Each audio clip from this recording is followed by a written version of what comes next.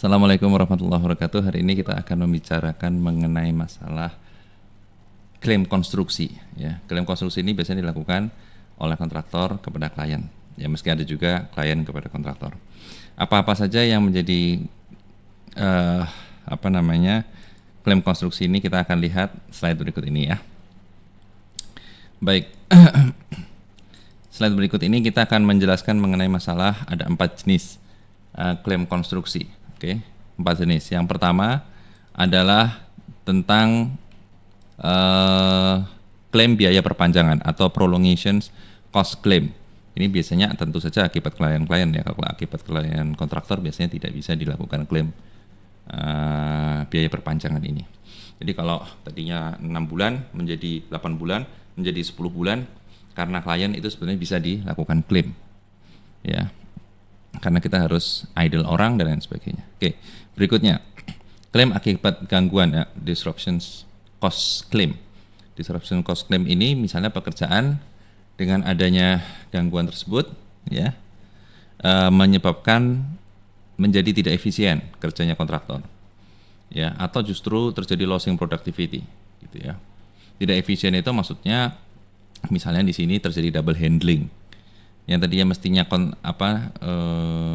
material itu bisa langsung begitu sampai di JT-nya klien langsung masuk warehouse, ternyata enggak, JT-nya klien harus ke security dulu, security nanti harus di situ ternyata ada biaya cukai juga, kemudian baru ke warehouse, sehingga ada double handling.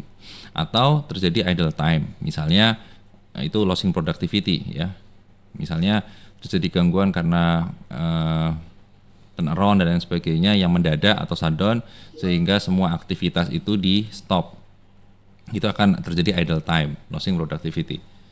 Ya, atau dengan akibat terjadinya idle time tadi menyebabkan apa tuh?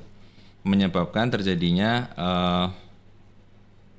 masuk yang tadinya di planning musim kemarau menjadi musim hujan. Ya, sehingga pekerjaan musim kemarau dikerjakan di musim hujan. Ya, ini biasanya ada terjadi challenging untuk penambahan biaya ataupun penambahan manpower. Oke. Yang ketiga adalah terjadinya klaim akibat percepatan pekerjaan atau acceleration cost claim. Ini biasanya kepengen cepat-cepat diresmiin ya, sehingga diminta dipercepat pekerjaannya ya. Atau terkait dengan hal-hal lain, tie-in, turnaround yang mungkin tidak di planning sebelumnya dan sebagainya, sehingga ada beberapa pekerjaan-pekerjaan harus dipercepat dan ini bisa di subject untuk cost claim atau yang disebut sebagai acceleration cost claim. Dan yang keempat adalah klaim akibat perubahan pekerjaan. Nah, ini yang paling banyak, variation order claim. Misalnya akibat kelalaian klien terkait dengan kondisi lapangan ya. Yang tadinya diasumsi di sini tidak ada underground, ternyata begitu dicek pakai metal detector di dalamnya ada underground pipe, ada kabel dan sebagainya, sehingga ada pekerjaan-pekerjaan tambahan untuk menyesuaikan dengan kondisi yang ada di lapangan. Atau juga akibat klien karena terkait dengan desain. Ya, tadi basic desainnya informasinya seperti ini, tetapi ternyata aktualnya gasnya berbeda komposisinya misalnya. Atau misalnya terkait dengan cacat informasi ya, kadang-kadang informasi yang disampaikan bukan ngebohong juga, tetapi memang cacat informasi atau kurang misinformasi ya, misalnya terkait dengan data tanah dan lain sebagainya, sehingga kondisinya akan sangat berbeda ketika itu nanti dikerjakan secara aktual.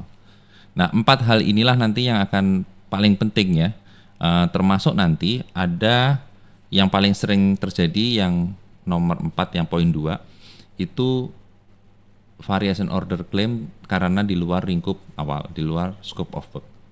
Ya, mungkin ada tambahan scope of work dan sebagainya, itu menjadi subjek untuk dilakukan. Atau terjadi keterlambatan atau cacat material dan peralatan yang harus disediakan klien. Jadi mestinya kita harus commissioning, tetapi karena listrik dari antara PLN dengan atau penyedia listrik dengan klien belum sepakat dengan harga dan sebagainya, sehingga listrik nggak bisa masuk, sehingga proses pre-commissioning, commissioning terlambat ya, itu juga bisa terjadi. Atau cacat peralatan yang dimiliki oleh klien, misalnya kita mau tie in di satu pipa tetapi pipanya klien itu ternyata sudah korosif sehingga itu harus diganti ya. Sehingga butuh waktu lagi. Nah, disitulah kita harus bisa melakukan klaim. Kemudian terjadi pembatasan metode konstruksi yang mempengaruhi kinerja.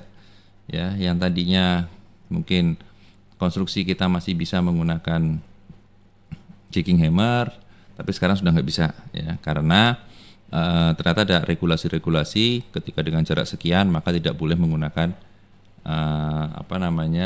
yang manual hammer biasa ya, yang dipukul-pukul gitu ya untuk piling ya, tetapi justru harus menggunakan metode yang lain. Atau juga ada metode konstruksi lain yang mempengaruhi kinerja, misalnya terjadi hal-hal yang berhubungan dengan existing ya, itu pembatasannya luar biasa lebih banyak daripada yang direncanakan, sehingga ini bisa juga mempengaruhi kinerja. Kemudian yang berikutnya, klaim akibat perubahan pekerjaan biasanya terjadi karena adanya kontrak yang ambigu atau terjadi interpretasi kontrak yang berbeda antara kontraktor dengan EPC.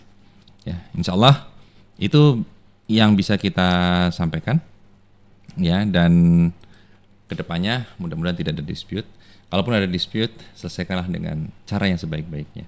Karena bagaimanapun juga kedua belah pihak adalah sebuah entitas yang sama-sama untuk ingin menyelesaikan pekerjaan ini secara baik, secara benar, on time, on schedule, on budget. Jazakallah khairan katsiran. Assalamualaikum warahmatullahi wabarakatuh.